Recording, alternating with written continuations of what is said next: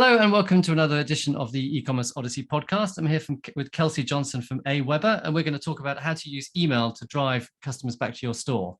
So first, Kelsey, what kind of customers does email marketing work best for? What kind of merchants?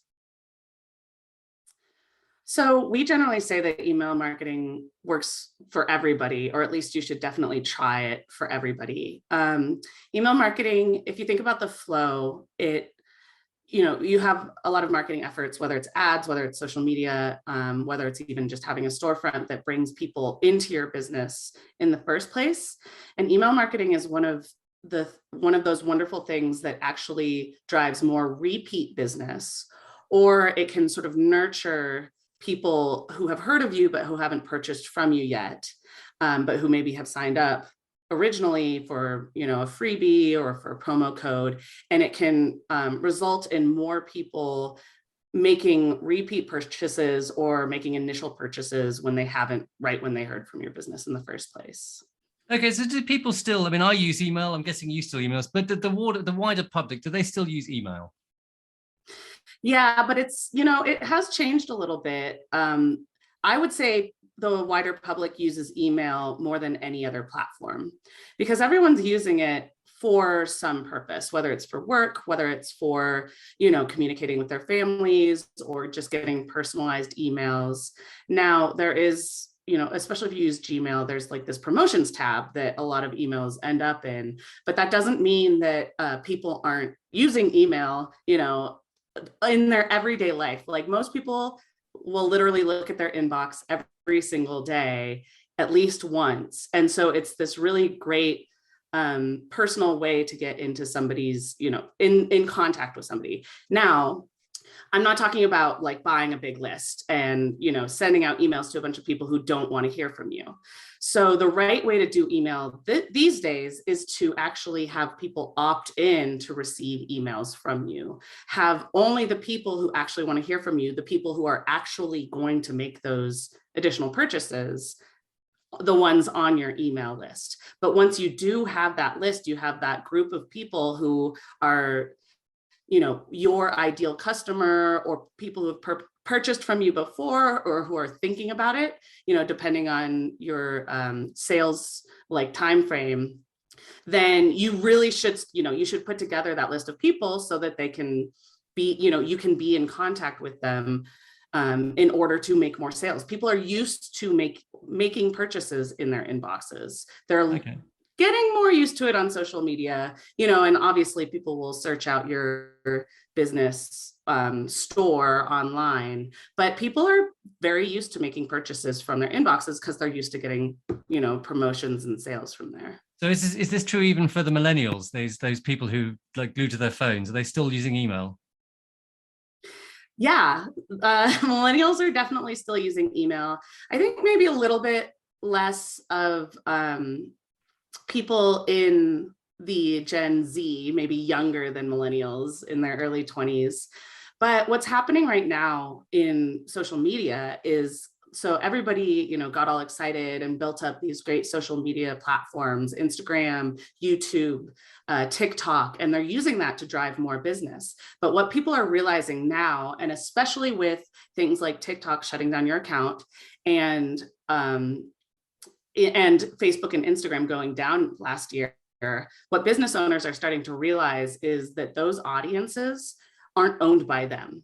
They don't have any control over contact. They can contact those people directly through the platform, but they are subject to the platform's algorithm. They can get shut down at any time at the whim of the platform itself. And their content, their sales, their promotions aren't being sent to every single person every single time. So this is my roundabout way of saying that actually in the millennial generation and even the younger generations, the business owners are starting to drive more people to email by saying, listen, if something happens, I want to be able to get into contact with you, sign up for my email list. Or, they're themselves saying like, I want people on my email list so that I can continue to make sales, even if something happens to my social media. So they run these incentivizing campaigns on, say, Instagram or TikTok, saying, here's my freebie, like, let's say you sell candles. Here, I'll send you a little mini candle and a sticker if you just sign up for my email list. Now that's enough of an incentive for somebody to actually sign up for that list. And then once you're signed up for some of these lists from these stores that you like, even in the sort of younger generations, then, you are back in the swing of getting used to making purchases and going into your inbox and checking your email. So what kind of percentage of sales would you think is a healthy amount to get from email if you're an average e-commerce business? I can't speak directly to that. I would say that, maybe like they say that the 60% of your sales come from repeat business. Now, you and I talked before the podcast recording about your business and how that's not particularly true for your business model. So I think it depends on your business model and the type of customers you have. But the fact of the matter is you are far more likely to make a sale to somebody who has already purchased from you because they know who you are, they know the quality of what they're getting, they know how fast, especially in e-commerce, they know how fast it's going to get to you, they can sort of trust your business. And they, this overcoming this trust of buying from somebody new is far more difficult in the human psyche than, okay, I already trust this business, I'm going to make more purchases from them. So in terms of your overall, income, your overall revenue coming in from email, I think it just depends on your email efforts and your, how much other ads you're running or how you're bringing in other business. But, that's sort of 60% of your business coming from repeat business is certainly something to think about. Okay. Another thing to think about is the price of email marketing. If you compare it to running ads on literally any platform, it's just, pennies on the dollar. So you're talking about having an email marketing platform, you have to either use your time or hire somebody to set up a flow where you're getting people either from your social media platforms, like we just talked about, or from your sales that just happened, setting up automations to get those people added into your email marketing platform, and then either setting up automations inside your platform or sending, regular emails out to them, whether it's sales emails or discounts or anything like that.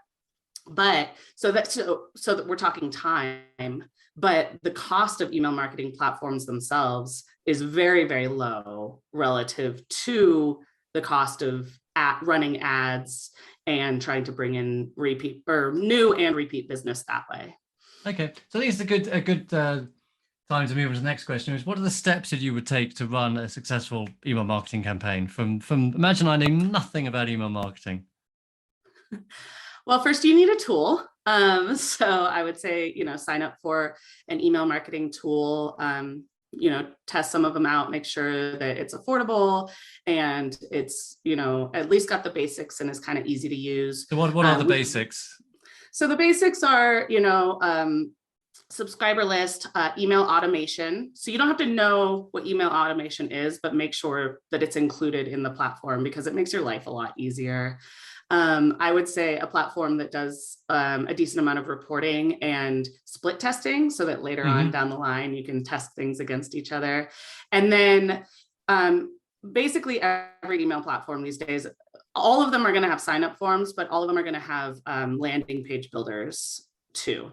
And you want a landing page builder because it just makes getting those signups easier. You don't have to think about your website as much, and you can really, figure out that platform. So, and then one other thing that we always like to talk about at AWeber is support. No matter how much you know about everything and all the documentation you read and everything that, all the YouTube videos that you watch, when it comes down to it, putting together technology, you can still just be like, I just want it to do this one thing and I don't know how to do it and I don't want to read any more pages. So make sure you've got a good support team that you can actually reach out to who knows what they're talking about. So yeah, so you get your platform set up And then particularly for, the listeners of this podcast who are running e-commerce stores, I would say one of the best things to do first, other than if you already have some sort of existing list, have a team migrate that into your account. There's a special way you need to do that based off of how you've been contacting them in the past. You have to make sure, if you haven't emailed somebody for 2 years and then you email them out of the blue, you can sort of ruin your reputation online. So that's another thing that so keep your list current is what you're saying. Yeah. But one of the first things that I would recommend you do is set up an integration. Now, an integration, it's kind of, I'm sure everybody's sort of heard of what this is, but the way that it works with an email marketing platform is, let's say you have a Shopify store and somebody makes a purchase from that store, or, you want to sign them up for your freebie. You want to make sure that that person is automatically added to your email marketing tool.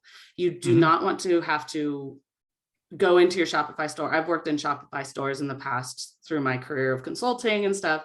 And the thought of trying to go in there and pull a list of your recent purchasers out and download and upload, absolutely not. So the first thing I would do is set up that integration so that anybody starting now going forward who makes a purchase from your store is automatically added to your email marketing tool.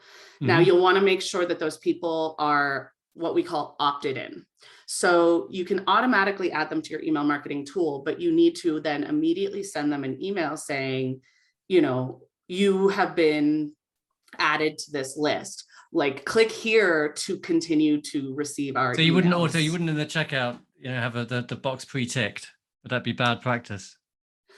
No, you can have a box pre-ticked too, or you can have a box for them to tick to be automatically added in, but we still recommend that you send an email asking them to opt in to your list.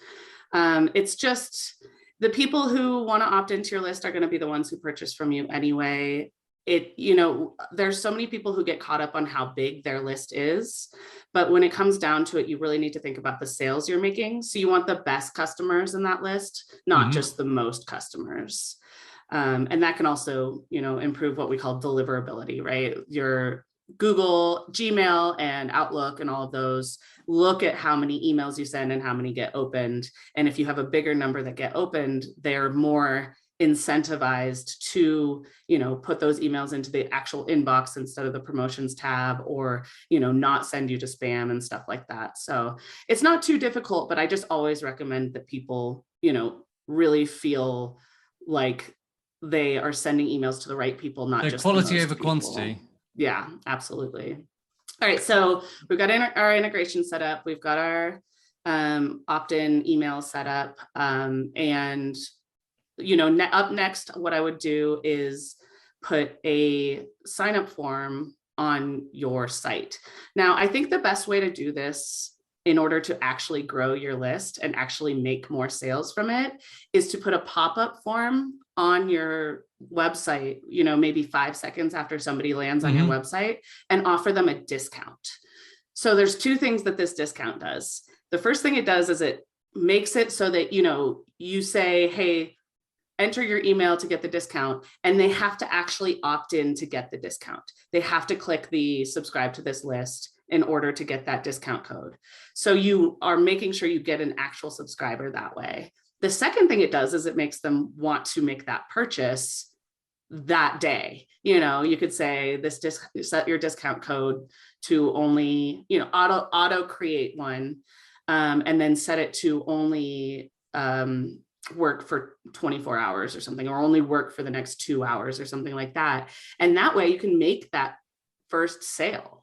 And, there's definitely, like, you're giving away something at that point, right? And you want to make sure that you're not devaluing your product too much, or, you want to actually make a profit. So take that into consideration when you give away that discount code, but it can be a really great way and a very easy way to grow your list just from the traffic that's reaching. But if you, in my experience, okay, well, I'd be worried doing that because we tried that on our site, and I found that basically it felt to me very much like we were giving money. People were only signing up to get the discount. We never heard from them again, or they weren't responding to any emails after that, and they probably would have made the purchase anyway.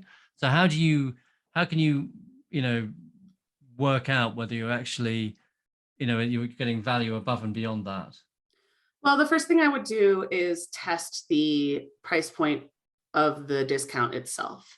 So if you did a 20% discount, you might want to try to lower it to a 10% discount or even a 5% discount, which is basically, tax. It's not a huge discount, but it's still incentivizing. It still gets people excited about that, and see at what point people are actually not making more purchases or not even signing up for the list, right? Test it maybe for a month, or depending on your traffic and how many people are making sales. And then the next thing I would do is I would set up an automated welcome campaign for the people who get that discount code, because another thing that's really great about email is the most excited somebody is about your business is right after they make that first purchase. So you can actually set up automations after that to tell them about your other really popular products, or try to get them opted into your social media, or, just create bundles or something like that, where you are really, really pitching this person a lot in that first 5 days, I would say.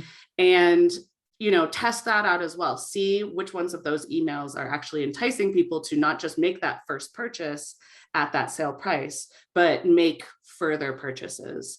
And you can track all of the purchases that they're making in the email marketing platform itself. Another thing I really like about setting up that sort of automation right after somebody gets signed up is that you can set it and forget it. So even if, like you said, I know that you've struggled with email in your business, and you told me that, quite frankly, it just didn't work for you. Even if that's true, you can still get those touch points. You can still get that sort of brand awareness, so that they at least see your emails over the next 5 days, and you're not doing any additional work. You already set it up. All you have to do is maybe check it once a quarter to make sure the products are still there, to make sure that things are still relevant. And but you can drive, even if you're driving only like a couple of additional purchases, it's worth the price because you've already set it up, and the cost of the email software itself is quite low. So what would you say? Okay, so what tips do you have for building a list? So I would do the automation. I would do the pop-up form for your list. I would make sure that list building is a part of your social strategy. And that can be as simple as, if you have a link tree, or if you have a landing page in your social platform, make sure that there's both a place for somebody to sign up for your list there, an incentive for them to. With e-commerce, a lot of times that is that freebie, it's that little giveaway, but that thing can be pretty small, like I said, just that sample size of the candle has incentivized me in the past to sign up for that. And then if you have a really engaged audience, you've got a really niche product, something that people are very engaging with a lot of your content on social media in a repeat way, you can actually just incentivize somebody to sign up by saying, we want you to be able to hear from us in case something happens. We want to be able to get in touch with you with, we run sales, but they're really limited time. So what if you're not on social media for that time? We want to make sure that you can get that sale in your inbox. And so sort of use that way to incentivize people to sign up for your list. But I think, that's basically it. It's with e-commerce, you want to make sure, you're getting people signed up for your list right when they're on your site. You get them signed up for your list from social media, and you've got that integration set up so that people who have already purchased from you are being added. But obviously you don't want to push too much for people signing up for an email list when what you're really pushing for is the sale of your products, right? Okay. So what automations? Okay, so we've got the integration done. We've got the collection of the emails is going. What automations would you recommend? So in addition to the automation, right when you first sign somebody up, right? Send them that welcome tell us series. about that. So how would you structure like a welcome series? I would say, I would send, actually what I would do for a business like an e-commerce store is I would send a different popular product every single day for 5 days, or depending on your inventory, send something to the person who just signed up. That's like, people who bought, we've seen this, people who bought what you purchased might like this, or this is the most popular thing in our store. And then I would add some social proof under it, right? Somebody like a comment from social media, or a review that you got, or a testimonial just saying like in the case of your store, like, oh, I got this for my friend, and her baby loved it, or her toddler loved it, or this is so much nicer than the stuff that I've gotten from big box stores, or anything like that. Like, create excitement for each new product with the testimonial underneath it.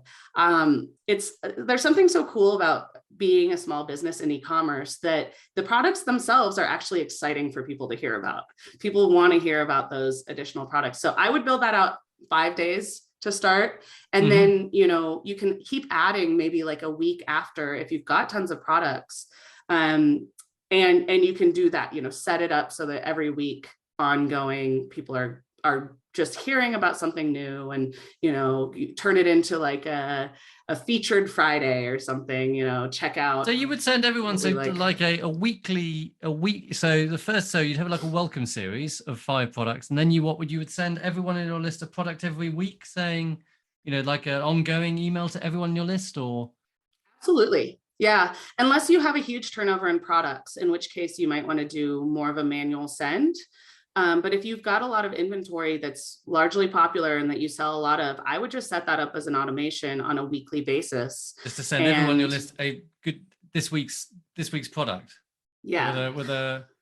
Yep, absolutely. And then what you can dive into more, we're talking on sort of a beginner level, but if you want to get a bit more sophisticated with it, you can add personalization to that. Now, personalization is this hugely popular thing in 2022, especially for smaller businesses, because it's becoming more available, but it doesn't have to be super complicated.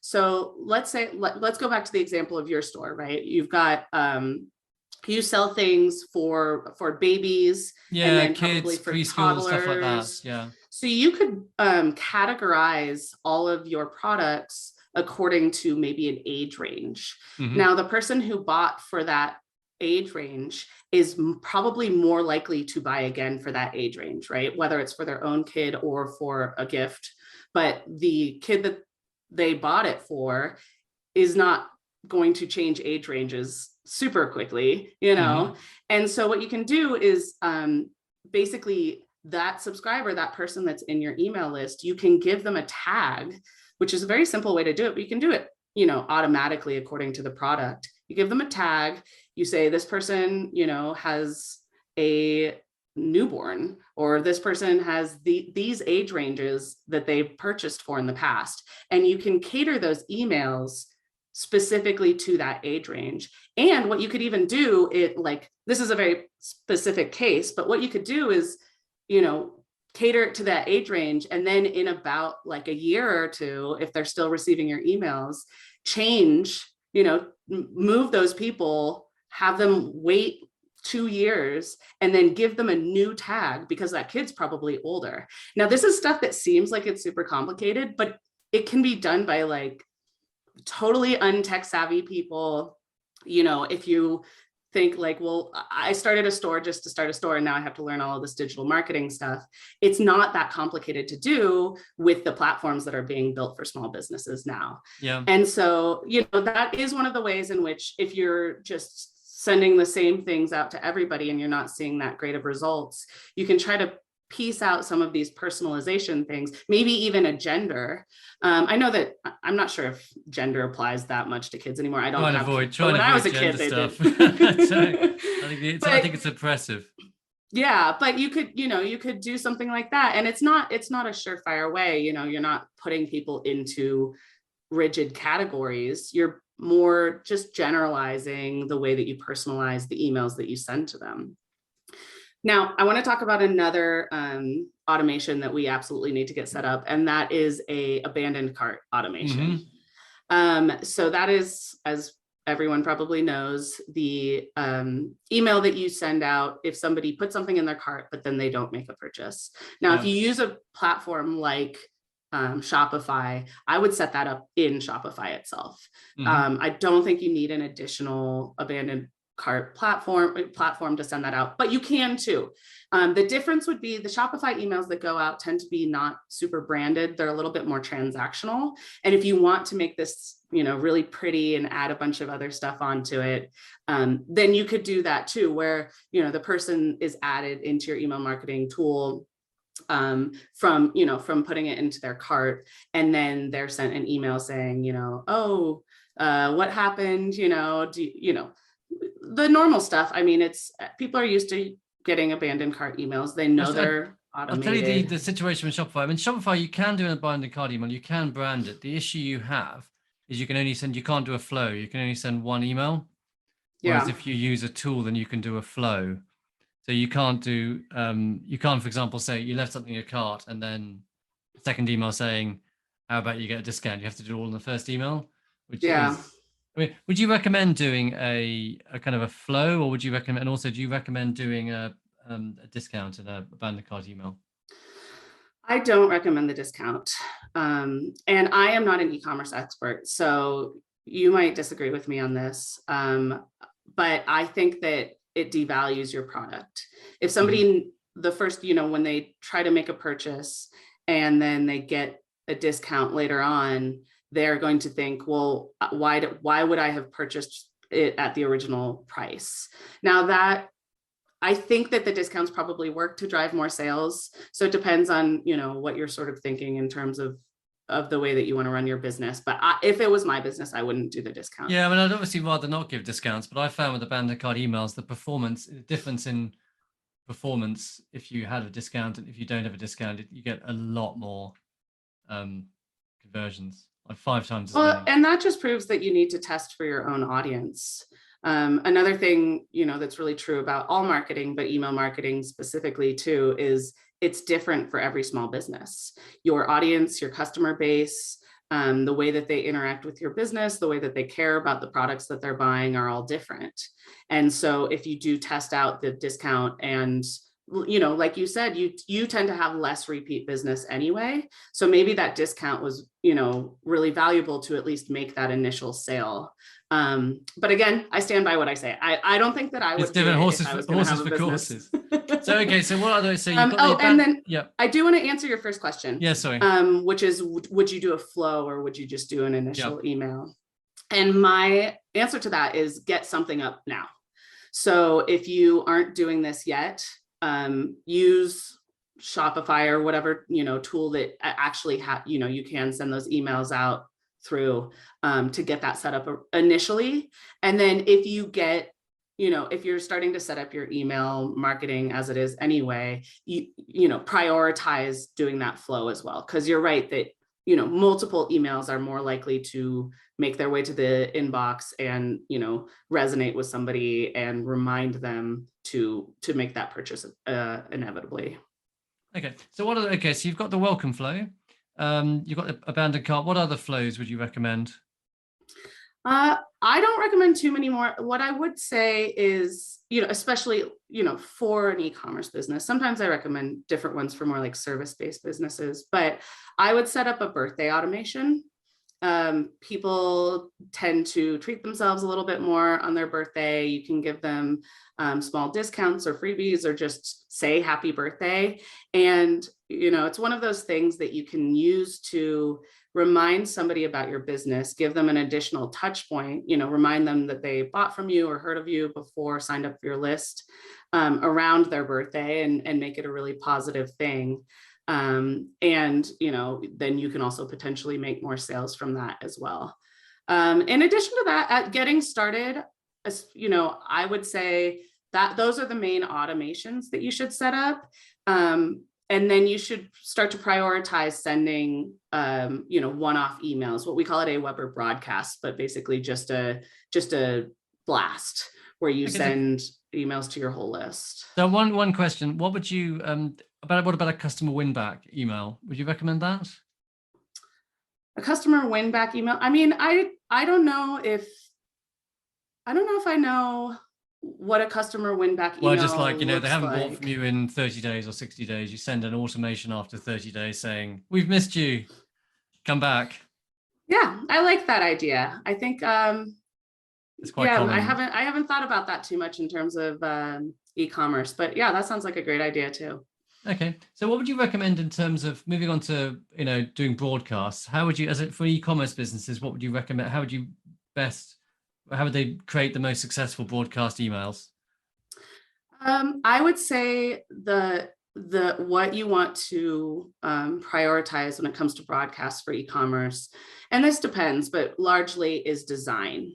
There are lots of types of emails that don't need design, or plain text works better, especially in B2B. But for an e-commerce business, people really want to see pictures of your products. They want to see new products. They want to see things grouped together.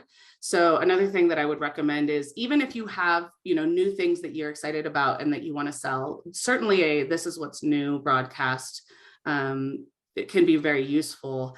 But also sending out, here are all of the things in this category, and maybe even doing that in a personalized way too. It might not be something new to your store, but it could be something that, if you bought this one thing, you might like these other, 3 additional things, or you can buy all of these things and they're for a kid this age, or these are all of the things in the color blue. Like, there's a lot of ways where you can group things together. And if you make your broadcasts more specific, then you can write more specific subject lines, and those specific subject lines get opened more often. Now, obviously, the broadcasts that both get opened the most and make the most money are those discount broadcasts as well. Mm-hmm. So, from time to time, if you're running a sale, which, I think everybody does, make sure that you're sending out specific broadcasts for those sales and sending out a few of them, right? This is coming up. This is happening today only. You've got 6 hours left. You've got 2 hours left, and making sure that you're getting the most attention from that, sale that you're running, whether it's Black Friday, whether it's, summer or school or something like that. So those are the ones that, you're just going to make the most money from. So you wouldn't recommend like a blanket, how would you recommend segmenting up the audience? And would you recommend doing like a blanket, offer 10% of everything? Is that too general? I think that 10% off everything works. Again, like we mentioned before, it really will depend on your audience. So I've worked as a consultant for a boutique before, and it was like a women's clothing boutique. And the email list that I sent emails to for this woman didn't get out of bed for less than 20%. So if we sent out a 10% discount, people didn't care. Yeah. So what we would do is 20% off a particular brand or a particular type of item, 20% off jeans or candles or jewelry or something like that. But it gets people on the store, and they won't necessarily just purchase one thing. But I think it just depends on your audience, trying out some of those blanket discounts, as long as you're still getting a profit from it, is something that you can keep testing. That's another reason why using an email marketing tool that does split testing can be really effective too. So you can send out 2 separate emails to the same audience, and this one is 15% and this one's 10%. And you can actually look at both the open rates, you can look at the click rates, and you can look at the sales that you're making in one go to see, do my repeat customers, are they willing to come back to my store for 10%? Because in the future, then you don't need to worry about giving more away than you need to. Do they, you can run tests with you can do things like custom content in emails as well. So you send the same email with the same discount, but you do within the email, the product is different, or, it's more personalized. So you can sort of test out some of this stuff, but there's really no big blanket rule. You really have to just continue to test your specific audience. Okay. But one thing that's really cool about testing them via email is that you learn more about what your audience is like, how they make purchases, and you can take that and bring it to your other elements of marketing, whether it's, if people care about quality, or if people care about price, or if people, are resonating with your best customers are resonating more with one thing than another. You can bring that to your ad copy for Google, or to your social campaigns, or to a lot of the other marketing that you're doing in order to identify those ideal customers. Okay. So, we run a Shopify store, right? And when Shopify, there's Shopify email, which is a reasonably slightly, it's a fairly basic email tool, but it does the trick. Would you recommend, why would someone use something like AWeber over, like a tool which comes with a platform? Well, like you said, it's got that automation available to it. And you can do a lot more testing, you can do a lot more tagging, and the integration is so easy to set up to bring those customers over that it makes it easier to really like make the types of emails that you want to send and do the testing and everything like that.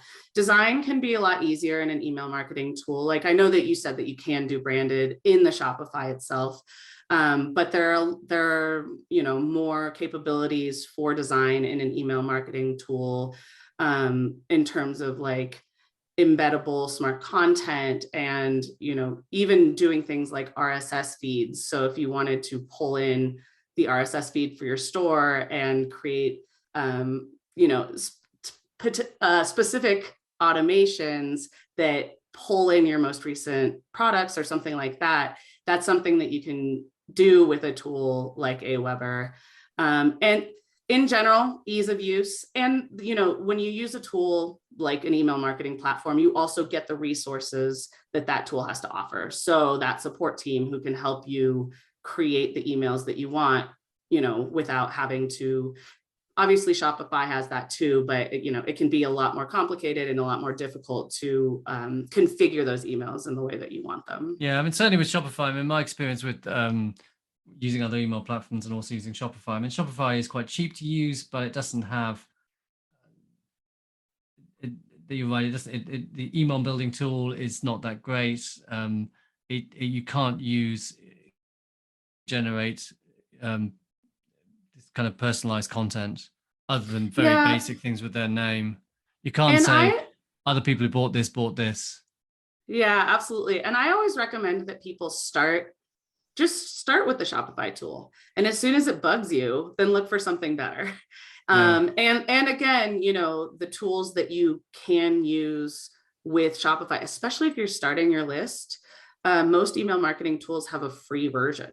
So you get a lot of those capabilities. You get, the better builder, and you get, personalization and stuff like that you can do that, and it's free to start. So, you might as well use that tool if you need it. And then for me, I'm like, use what you've got first until it's not working as well as you want it to, or it's, bugging you in a certain way. And then, search for those additional tools to make your life easier and make your emails better. And just take a look at your ROI, make sure that when you're sending those emails, at least the purchases that are being made from those, the sales that are being made for those, you're getting the return on your investment when it comes to paying for that additional tool. Okay. So I know that I'm a big fan of marketplaces. So I love eBay, I love Amazon, but it's difficult on marketplace because you don't own the customer. So you don't generally have their email address. So I know you can't do email marketing to Amazon customers. You can't do it to eBay customers anymore. What about Etsy? Do you know much about that?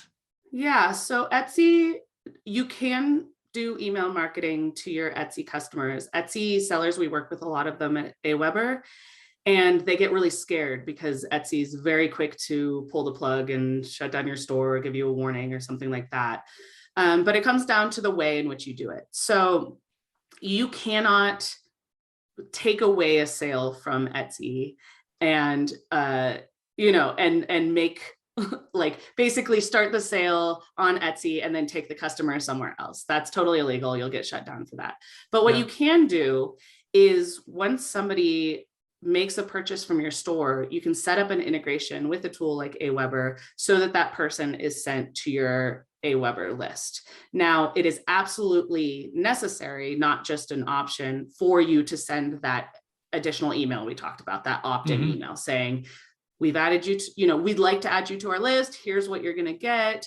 We promise not to blah, blah, blah. Hit subscribe here. And so you can get people opted into your list a little bit easier, that way. And Etsy actually doesn't mind that, because then what you do once the person has agreed to be added to your list, you're sending them emails with more Etsy listings, right? And so at least with the AWeber integration with Etsy, you can also pull your products into the emails dynamically. So you just, choose a product, put it into the email, say, this is what's new. This is, try out this thing. You can set up like automated emails to go out each week with whatever your newest products are, or each month, depending on how often you put that stuff up.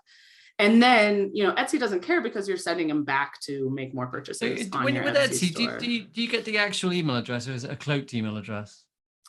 You get the actual email address. So what's to stop you getting an email from from Etsy and then sending them to your Shopify store? I don't think that there is anything to stop you from doing that, except that Etsy, and I don't know exactly the way they do this, but Etsy has the tendency to figure that stuff out. And so Etsy sellers tend to be super nervous anyway. But to be perfectly honest, I don't think that I have read through their terms of service multiple times, and there actually aren't any rules against, you bringing in somebody through an integration. They opt in, they have to opt into your list, and then you sending them to your Shopify store. So I just know that, careful. Yeah, it's such a useful discovery tool for so many Etsy sellers that I think people are just sort of like, like they deal with what they have to with the Etsy marketplace. I mean, it could be worse. It could be Amazon, where they're not allowed to do that at all. Or like you said, eBay. Yeah, you used to be able to do it with eBay. Well, you used to be able to get their email addresses. You could never get them to opt in. That was anyway, it certainly is a struggle. But again, a couple of really good customers who do opt into your list can, especially if they're repeat customers, especially if they have high budgets for the stuff that you sell, or they become people who refer your business to their friends or tell people about you. That's why I talk about quality instead of quantity. You can get kind of down about the fact that nobody's opting into your email, but even if it is like 10%, 15% of the people who you're adding to your list, those are the people who really like you. Those are the people who want to hear about your new products and are probably going to make those repeat purchases. And, just a few people and just the right people can really drive those additional sales. Okay, so now I'm just going to be a bit selfish. I'm going to ask you about what you think. We talked about this already. What do you think we should do for my business? Because we have tried emails lots of different ways. We have used Klaviyo. We've done kind of welcome series. We did the sign up to build a list. We did like a sign up 10% off, and it just seemed that people joined to get the 10% off, and then they joined the welcome series. And then when we emailed them again, we didn't get any discount. We didn't get any sales. We did a customer win back series. We had an abandoned cart email, but that did work quite well, though perhaps not as well as it should have done. And we did various kind of campaigns which got very limited sales. I don't know whether that's because I think it's because people who buying kid stuff aren't buying it for themselves, and therefore they're not, it's not a hobby or something that they're looking to buy products for. They're not necessarily. How do you think? So customers. I don't know. It's not for any lack of trying. Have you got any bright ideas what we could do? I do have one idea, and I am one that's very willing to admit that sometimes email might just not work for certain businesses. And as long as you've tried, We've tried. But one thing that is working really well in email and in marketing in general right now is a more education and almost community building. So if somebody is buying, kids stuff, but they're not necessarily buying them for themselves, what you could do is send out emails rather than entirely purchase-based emails or product-based emails. You could try to grow your brand via email with things like, here is trends in buying, say, wooden toys for toddlers. Here's a, almost like a blog post, or just all the education within the email about what 8-year-old girls' favorite toys are. Send those kinds of things out, especially leading up to Christmas, or just on a sort of regular cadence. Send out kind of a newsletter that is less product focused and more education focused, so that what you're doing is actually telling people what kinds of products they should be buying in general, but they are hearing it from you. They're probably clicking on the emails more often because they like the education. And one of the examples that I think of for this is my vet sends me emails all the time that are like, my dog's name is Jetta, and they'll be like, what is Jetta, what do you think? Do you think Jetta might need to have her teeth cleaned? Or what if Jetta eats a grape? What should you do? And obviously dog owners are so involved in their dogs, but like, I like the idea of that sort of education piece where you're building up. It might not be that immediate sale that you're making, but you're building up the community, you're building up the trust in your brand, and people are going to be more likely, once they want to make that purchase of that wooden toy, of that 8-year-old girl toy, to come back to your business specifically for it. Okay, that sounds like we might even try that. That sounds like a good idea. So been great advice on email. I'm going to ask you a bit left field question here. I like to ask a kind of fluffy question at the end. What has inspired you recently? Anything? It could be a book, could be a film, could be anything. Well, I've got a twofold answer for you. Excellent. I have been incredibly inspired recently by a sort of area of TikTok called Book Talk. Now, my degree is originally in English literature, and so I'm a big reader. But there is a whole group of people on TikTok who have found each other, who are just recommending books to each other. And I absolutely love it. I've been buying tons of books. And so if you're a bookseller, make sure you're on TikTok, get on there, start talking about your book. And I got into a book called Mistborn by Brian Sanderson. He's kind of a popular sci-fi fantasy author. And he wrote this book years ago, but I only just heard about it, and I absolutely love it. I just finished it, and I'm reading the second one now. So that's been making me really happy. Miss as in MISBORN. MISTBORN, like Mistborn, the mists, Mist, okay. Like fog. Right, okay. And it's just lovely. It's well written. I do like that sort of sci-fi fantasy. It's taking me out of, some of the difficult stuff happening in the world right now. And I'm enjoying the escapism, but I also, my heart goes out to Book Talk for introducing me to this author. Book Talk, so. Okay, I'll give it a go. Great.